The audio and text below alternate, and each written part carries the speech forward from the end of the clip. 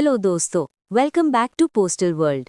आज हम सॉल्व करने वाले हैं एपी सर्कल का जीडीएस टू एमटीएस पोस्टमैन और मेल गार्ड का एग्जाम पेपर 1, जो कि साल 2025 में पूछा गया था। ये पेपर आने वाले सभी डिपार्टमेंटल एग्जाम्स के लिए बहुत महत्वपूर्ण है, तो चलिए एक एक करके क्वेश्चंस को डिटेल में समझते हैं। शुरू करते हैं क्वेश्चन नंबर 1 से। Question 1, articles fastened with pins if detected at office of booking will be. अगर किसी आर्टिकल में पिन्स का इस्तेमाल किया गया है तो ये मना है। यहाँ 2 कंडीशंस होती हैं। अगर ये ऑफिस ऑफ बुकिंग के समय ही पकड़ में आ जाए तो इसे तुरंत सेंडर यानी प्रेषक को वापस कर दिया जाता है, लेकिन अगर ये बाद में ट्रांसमिशन के दौरान पता चलता है तब इसे आरएलओ भेजा जाता है। चूंकि क्वेश्चन में ऑफिस ऑफ बुकिंग पूछा है तो इसका सही जवाब होगा option C, returned to sender at once. Next question देखते हैं। ट्रायल कार्ड है। ट्रायल कार्ड, जिसे हम सर्विस पोस्ट कार्ड भी कहते हैं, इसका सही फॉर्म नंबर होता है M26A। So the correct answer is option C, M26A। अब आते हैं क्वेश्चन नंबर 3 पर। The minimum tariff for business parcel articles begins with the weight of. Business parcel वस्तुओं के लिए न्यूनतम शुल्क किस वजन से शुरू होता है? आप अपनी स्क्रीन पर ये लिमिट्स नोट कर लीजिए, एग्जाम में अक्सर पूछी जाती हैं। Business parcel weight limits: minimum यानी न्यूनतम 2 kg, मैक्सिमम यानी अधिकतम 35 kg। तो इसका सही आंसर ऑप्शन ए, न्यूनतम 2 kg है। Discount for walk in customers under speed post begins with minimum daily revenue of. Speed post के तहत वॉक इन ग्राहकों के लिए छूट न्यूनतम कितनी दैनिक आय से शुरू होती है? वॉक इन कस्टमर्स वो होते हैं जो काउंटर पर आकर बुकिंग करते हैं। उनके लिए डिस्काउंट तभी शुरू होता है जब उनका एक दिन का रेवेन्यू कम से कम 2000 रुपए हो। इस टेबल को देखिए। ₹2000 to 1 lakh 5% discount, above ₹1 lakh 10% discount. Note, ये तभी मिलता है जब भेजने वाले का पता सभी आर्टिकल्स पर सेम हो। तो सही जवाब है ऑप्शन ए, ₹2000। साथियों, एग्जाम में कभी कभी मंथली बिजनेस यानी कॉन्ट्रैक्चुअल डिस्काउंट भी पूछा जाता है, तो आप ये टेबल भी एक बार देख लीजिए। 50,001 to 5 lakh 10%, 5 lakh 1 to 25 lakh 15%, 25 lakh 1 to 1 crore 20%, 1 crore to 5 crore 25%, above 5 crore 30%। इस टेबल का स्क्रीनशॉट ले लीजिए, ये बहुत काम आएगा। आगे बढ़ते हैं क्वेश्चन 5 की तरफ। Question 5. Any change of location of franking machine except in cases of repairs shall be notified to the। मरम्मत के मामलों को छोड़कर फ्रैंकिंग मशीन के स्थान में किसी भी बदलाव की सूचना किसे दी जानी चाहिए? फ्रैंकिंग मशीन का लाइसेंस एक स्पेसिफिक लोकेशन के लिए मिलता है। अगर आप रिपेयरिंग के अलावा किसी और वजह से जगह बदलते हैं तो आपको 2 जगह सूचना देनी होगी। ऑफिस ऑफ पोस्टिंग यानी जहां आप डाक जमा करते हैं, हेड ऑफ डिवीजन यानी एसपी या एसएसपी। चूंकि ए और बी दोनों सही हैं, इसीलिए हमारा सही जवाब होगा option C, both A and B. Question 6. What is the maximum age limit for enrollment of SB account holder under PMJJBY? PMJJBY के तहत SB खाता धारक के नामांकन के लिए अधिकतम आयु सीमा क्या है? ऑप्शंस हैं ए 55 वर्ष, बी 50 वर्ष, सी 60 वर्ष और डी 65 वर्ष। बात हो रही है प्रधानमंत्री जीवन ज्योति बीमा योजना PMJJBY की। इसके मुख्य पॉइंट्स आप याद कर लीजिए। तो मैक्सिमम एज लिमिट हुई 50 साल। So the correct answer is option B, 50 years। Question 7. Which bag will be booked and delivered on all working days including Sundays and holidays? कौन सा बैग रविवार और छुट्टियों सहित सभी कार्य दिवसों पर बुक और वितरित किया जाएगा? ऑप्शंस हैं A camp bag, B insured bag, C parcel bag, D account bag. डाक विभाग में कैंप बैग एक ऐसी सुविधा है जो खास तौर पर हाई ऑफिसर्स जैसे प्रेसिडेंट, पीएम, मिनिस्टर्स के लिए होती है जब वो टूर पे होते हैं। कैंप बैग की खासियत ये है कि ये संडेज और हॉलीडेज को भी बुक और डिलीवर किया जाता है। The correct answer is option A, camp bag. In case BNPL customer fails to make the payments of the bills by due date, what will be the rate of penalty? BNPL का मतलब समझिए, book now पे letter. ये bulk customers के लिए एक उधारी सुविधा है। नियम ये है कि बिल जनरेट होने के बाद महीने के आखिरी दिन तक पेमेंट हो जाना चाहिए। अगर कस्टमर लेट करता है तो डिपार्टमेंट उस पर पेनल्टी लगाता है। पेनल्टी रेट है 12% पर एनम, यानी कि सालाना। Eligibility for BNPL minimum 10,000 monthly business. तो सही जवाब होगा ऑप्शन बी, 12% पर एनम। आगे बढ़ते हैं क्वेश्चन 9 की तरफ। In how many days the रेंटर of the post box should inform the post master about change of his address? Post box के रेंटर को अपने पते में बदलाव के बारे में पोस्ट मास्टर को कितने दिनों के भीतर सूचित करना चाहिए? देखिए, पोस्ट बॉक्स के रेंटर की ये जिम्मेदारी होती है कि अगर उसका पता या एड्रेस या बिजनेस लोकेशन बदलता है तो वो तुरंत पोस्ट मास्टर को बताए। इसके लिए समय सीमा तय है, 7 दिन, 7 days. Correct answer is option B, 7 days. Confuse मत होना, पोस्ट बॉक्स सरेंडर करने के लिए 15 दिन मिलते हैं, लेकिन पता बदलने की सूचना देने के लिए सिर्फ 7 दिन। Question 10, GDS employees can enroll as Atal pension योजना सब्सक्राइबर्स। GDS कर्मचारी अटल पेंशन योजना के ग्राहकों के रूप में नामांकन कर सकते हैं। अटल पेंशन योजना में एज यानी 18 से 40 वर्ष होनी चाहिए, यानी ऑप्शन ए सही है। चूंकि GDS एक संवैधानिक सामाजिक सुरक्षा योजना SDBS का हिस्सा है, उन्हें API में सरकार का सह योगदान यानी कि को कंट्रीब्यूशन नहीं मिलता, यानी ऑप्शन बी भी सही है। वे SDBS के साथ साथ API भी ले सकते हैं, यानी ऑप्शन सी भी सही है। चूंकि तीनों बातें सही हैं, हमारा जवाब होगा option D, all of the above, यानी कि उपरोक्त सभी। दोस्तों, एक छोटी सी बात आपसे शेयर करनी है। अभी चैनल पर व्यूज़ उम्मीद से बहुत ही कम आ रहे हैं, जिससे कभी कभी डीमोटिवेशन होता है और लगता है कि शायद वीडियो बनाना बंद करना पड़ेगा।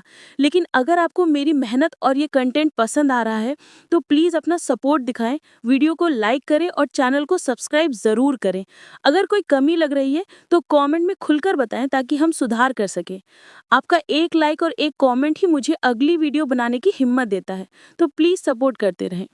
Question 11, following bags are not treated as due bags. निम्नलिखित बैगों को ड्यू बैग नहीं माना जाता है। इस सवाल का जवाब देने से पहले आपको ये समझना होगा कि ड्यू बैग और अनयूजुअल बैग में क्या फ़र्क है। ड्यू बैग वो बैग जो डेली या फिक्स इंटरवल पर बनते हैं। अनयूजुअल बैग वो बैग जो तभी बनते हैं जब उनकी ज़रूरत हो, इनका कोई फिक्स शेड्यूल नहीं होता। Due bags mail bag, transit bag, account bag. Unusual bags parcel bag, camp bag, special bag, cash bag. तो देखिए, ट्रांजिट और अकाउंट बैग तो ड्यू बैग्स हैं। रजिस्टर्ड बैग भी अगर प्रिस्क्राइब्ड हो तो ड्यू होता है, लेकिन कैश बैग रोज नहीं भेजा जाता, ये अनयूजुअल बैग है। So the answer is option D, cash bags. Question 12, post offices will not accept payment of postage on postal articles in the shape of. डाकघर डाक वस्तु पर डाक शुल्क का भुगतान किस रूप में स्वीकार नहीं करेंगे? ऑप्शंस हैं postage stamps, service stamps, revenue stamps या फिलैटेलिक स्टैम्प्स। डाक विभाग में पोस्टेज स्टैम्प्स और सर्विस स्टैम्प्स तो स्वीकार्य हैं, लेकिन रेवेन्यू स्टैम्प्स यानी राजस्व टिकट का इस्तेमाल केवल कानूनी दस्तावेजों यानी लीगल डॉक्यूमेंट्स या रसीदों के लिए होता है। इसे चिट्ठी पर डाक शुल्क के रूप में नहीं लगाया जा सकता। तो इसका करेक्ट आंसर है option C, revenue stamps. Question 13, Following orders are issued by Superintendent RMS prescribing changes in sorting lists. छंटाई सूचियों में परिवर्तन निर्धारित करने के लिए अधीक्षक RMS द्वारा कौन से आदेश जारी किए जाते हैं? ऑप्शंस है A D order, B A order, C B order, D C order. RMS के ऑर्डर्स को याद रखने की एक सिंपल ट्रिक है। ए ऑर्डर में ए का मतलब होता है ऑल्टरेशन यानी बदलाव। जब भी सॉर्टिंग लिस्ट में कोई बदलाव करना हो तो ए ऑर्डर जारी होता है, और बी ऑर्डर में बी का मतलब बिहेवियर या गाइडेंस होता है, जो स्टाफ को गाइड करने के लिए होता है। चूंकि यहाँ चेंज इन लिस्ट पूछा है तो सही जवाब है option B, A order. Question 14, The impressions of the franking machines recorded on the postal article should be, यानी डाक वस्तु पर दर्ज फ्रैंकिंग मशीनों की छाप होनी चाहिए। फ्रैंकिंग मशीन की छाप हमेशा साफ और स्पष्ट यानी क्लियर और डिस्टिंक्ट होनी चाहिए और ओवरलैप नहीं करनी चाहिए।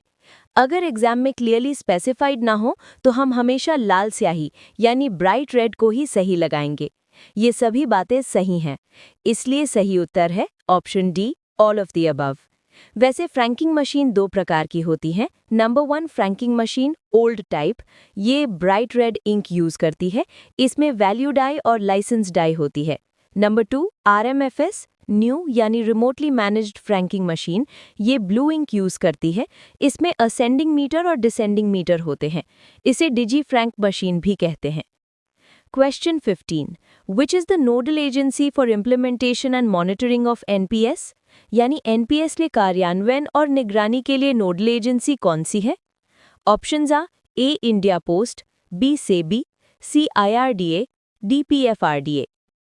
अगर न्यू पेंशन सिस्टम को कंट्रोल करने वाली संस्था है तो वो है PFRDA। इनके फुल फॉर्म्स एग्जाम में पूछे जा सकते हैं। PFRDA pension fund regulatory and development authority, SEBI securities and exchange board of India share market के लिए, IRDA insurance regulatory and development authority insurance के लिए। करेक्ट आंसर है option D, PFRDA। Question 16. The special registration envelopes provided by the post office can be used for transmission of, यानी डाकघर द्वारा प्रदत्त विशेष पंजीकरण लिफाफे का उपयोग किसके प्रसारण के लिए किया जा सकता है? Options are A unregistered postal article, B registered postal article, C ordinary postal article, D none of the above. डाकघर जो ब्लू कलर के चेक्ड यानी चेक लिफाफे बेचता है, उनका उपयोग केवल और केवल रजिस्टर्ड पोस्टल आर्टिकल यानी पंजीकृत डाक भेजने के लिए ही किया जा सकता है। आप इसमें साधारण डाक नहीं भेज सकते। करेक्ट आंसर है option B, registered postal article. Question 17. While booking international speed post articles below the value of SDR 300, which form is used? यानी SDR 300 से कम मूल्य की अंतर्राष्ट्रीय स्पीड पोस्ट वस्तुओं की बुकिंग करते समय किस फॉर्म का उपयोग किया जाता है? Options are A CN22, B CN23, C both CN22 and CN23, D none of the above. International डाक में कस्टम्स डिक्लेरेशन के लिए दो फॉर्म होते हैं। अगर सामान की वैल्यू 300 SDR है तो फॉर्म CN22 लगता है, और अगर वैल्यू 300 SDR या इससे ज़्यादा है तो फॉर्म CN23 लगता है। यहाँ बिलो 300 पूछा है, तो सही जवाब है option A, CN22। Question 18. Post office savings bank account will be treated as silent if no deposits or withdrawals take place in an account during continuous dash financial years. डाकघर बचत बैंक खाते को साइलेंट माना जाएगा यदि खाते में लगातार कितनी वित्तीय वर्षों के दौरान कोई जमा या निकासी नहीं होती है। अगर किसी सेविंग्स अकाउंट में लगातार 3 वित्तीय वर्षों तक कोई लेन देन नहीं होता तो वो साइलेंट अकाउंट बन जाता है। उसे दोबारा चालू कराने के लिए फिर से KYC करानी पड़ती है। Correct answer is option C, 3। Question 19. The weight of unregistered domestic parcel should not be exceed than, अपंजीकृत घरेलू पार्सल का वजन इससे अधिक नहीं होना चाहिए। अनरजिस्टर्ड पार्सल का अधिकतम वजन 4 किलोग्राम से ज़्यादा नहीं हो सकता। अगर 4 किलो से ज़्यादा है तो रजिस्ट्रेशन अनिवार्य है। Correct answer is option C, 4। Question 20. Premature closure of MIS account is not allowed before the expiry of dash from the date of opening of such account. MIS account को समय से पहले बंद करने की अनुमति खाता खोलने की तारीख से डैश की समाप्ति से पहले नहीं है। MIS अकाउंट खोलने के 1 साल तक आप पैसा बिल्कुल नहीं निकाल सकते। 1 से 3 साल के बीच बंद करने पर 2% कटता है और 3 से 5 साल के बीच 1% कटता है, तो 1 साल से पहले बंद नहीं होगा। Correct answer is option A, 1 year. Question 21.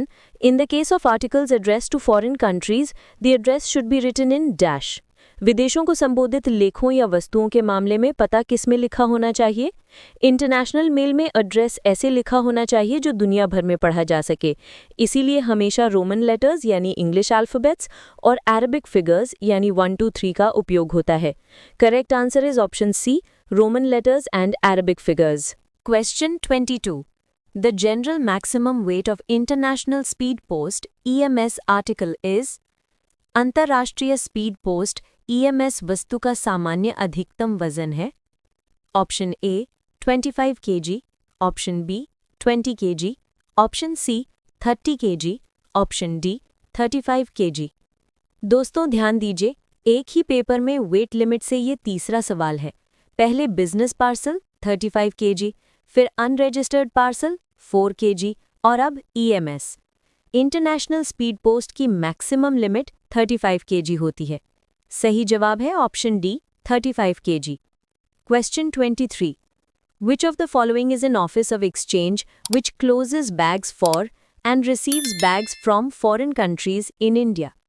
निम्नलिखित में से कौन सा विनिमय कार्यालय है जो भारत में विदेशों के लिए बैग बंद करता है और विदेशों से बैग प्राप्त करता है? Option A sub foreign post office, option B head post office, option C sub post office, option D foreign post office. वो ऑफिस जो विदेशों से आने वाले और जाने वाले थैलों का आदान प्रदान करता है उसे हम फॉरेन पोस्ट ऑफिस या विदेशी डाकघर कहते हैं या ऑफिस ऑफ एक्सचेंज कहते हैं। Correct answer is option D foreign post office. Question 24. Amount of deposit of a post box will not be refunded by the postmaster at the time of surrender to the renter if रेंटर द्वारा post box के surrender के समय postmaster द्वारा जमा राशि वापस नहीं की जाएगी यदि option A post box is not in use, option B articles not collected from post box, option C lock in key of post box is not working, option D none of the above. Post box rent पर लेते समय जो security deposit जमा होती है वो वापस नहीं मिलेगी यदि रेंटर ने ताला चाबी खराब कर दी हो या खो दी हो। Correct answer is option C lock in key of post box is not working. Question 25. Andhra Pradesh postal circle is under the administrative control of. किसी भी पोस्टल सर्कल का जो हेड होता है वो चीफ पोस्टमास्टर जनरल यानी कि सीपीएमजी होता है, जबकि रीजन का हेड पीएमजी होता है। यहाँ सर्कल पूछा है, करेक्ट आंसर है option B chief postmaster general. Question 26. What is meant by RCC in RMS division? RMS में RCC का full form computerised registration centre होता है जहां रजिस्टर्ड डाक की प्रोसेसिंग होती है। करेक्ट आंसर है option B computerised registration centre. Question 27. What is the minimum amount of deposit to open an account under Senior Citizen Savings Scheme? वरिष्ठ नागरिक बचत योजना के तहत खाता खोलने के लिए न्यूनतम जमा राशि क्या है? ऑप्शंस हैं 1000 रुपये, 10,000 रुपये, 15 लाख रुपये और 30 लाख रुपये। SCSS यानी सीनियर सिटीजन सेविंग स्कीम में खाता कम से कम 1000 रुपये से खुलता है और ये 1000 के मल्टीपल में ही होना चाहिए। करेक्ट आंसर है ऑप्शन ए 1000 रुपीज़। SCSS यानी सीनियर सिटीजन सेविंग स्कीम में खाता खोलने की सामान्य उम्र 60 वर्ष है, लेकिन रिटायर्ड कर्मचारियों के लिए इसमें कुछ छूट दी गई है। जो रिटायर्ड सिविलियन एम्प्लॉयज़ हैं वो 55 से 60 वर्ष की उम्र में भी ये खाता खोल सकते हैं और जो रिटायर्ड डिफेंस एम्प्लॉयज़ हैं उनके लिए ये सीमा 50 से 60 वर्ष है। नोट, बस इन दोनों यानी सिविलियन और डिफेंस के लिए एक महत्वपूर्ण शर्त है कि उन्हें रिटायरमेंट के बेनिफिट्स मिलने के 1 महीने के अंदर ही ये पैसा स्कीम में जमा करना अनिवार्य है। Question 28. Which of the following is a stationary office of the Railway Mail Service? निम्नलिखित में से कौन सा रेलवे मेल सेवा का एक स्टेशनरी कार्यालय है? ऑप्शंस हैं रिकॉर्ड ऑफिस, सब record office, head record office और ऑल अबव। आरएमएस में जो रिकॉर्ड ऑफिस होते हैं, चाहे वो हेड रिकॉर्ड ऑफिस हो या सब रिकॉर्ड ऑफिस, ये सभी स्टेशनरी ऑफिस हैं। तो करेक्ट आंसर है option D all above. Question 29. What is the maximum age at entry for opening of gram Priya policy? Gram Priya policy खोलने के लिए प्रवेश की अधिकतम आयु क्या है? ऑप्शंस हैं 55 वर्ष, 50 वर्ष, 40 वर्ष और 45 वर्ष। आरपीएलआई की पॉलिसी ग्राम प्रिया यानी 10 years रूरल पीएलआई, ये एक short term money back policy है। इसमें प्रवेश की आयु सीमा 20 से 45 वर्ष के बीच होती है। इसमें 4 साल बाद 20%, 7 साल बाद 20%, 10 साल बाद 60% प्लस बोनस मिलता है। स्पेशल, प्राकृतिक आपदा में 1 साल तक बकाया प्रीमियम पर कोई ब्याज नहीं लगता। Entry age 20 to 45 years. तो करेक्ट आंसर है option D 45 years. Question 30। The Department of Posts has launched a scholarship scheme called Deen Dayal Sparsh Yojana to award children in the class category of।